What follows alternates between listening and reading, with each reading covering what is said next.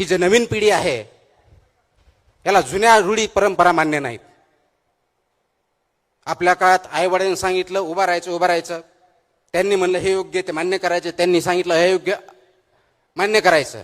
आजच्या तरुण पिढीला विशेष करून जनजीला हे मान्य नाही आणि त्याचं चुकीचं काहीच नाही. कारण आपण वास्तववादी असलं पाहिजे. डिजिटल युगामुळे जगातल्या चांगल्या वाईट सर्व गोष्टी आपल्यासमोर आहेत. त्याच्यातल्या चांगल्या गोष्टीला प्रवृत्त करणं, चांगल्या गोष्टी अडॉप्ट करणं आणि वाईट गोष्टीपासून दूर ठेवणं हे आपलं कर्तव्य असणार आहे. आणि या तरुण पिढीला हायरार्की मान्य नाही आहे, उतरण मान्य नाही आहे, तो अमुक एक नेता म्हणून मला मान्य नाही. हे सर्वजण नेते आहे, यांच्यामध्ये लिडरशिपच्या सर्व क्वालिटी भरलेल्या आहे. गरज फक्त आहे त्यांना योग्य दिशा दाखवण्याची. ती दिशा दाखवण्यासाठी आपल्याला काम करावं लागणार आहे.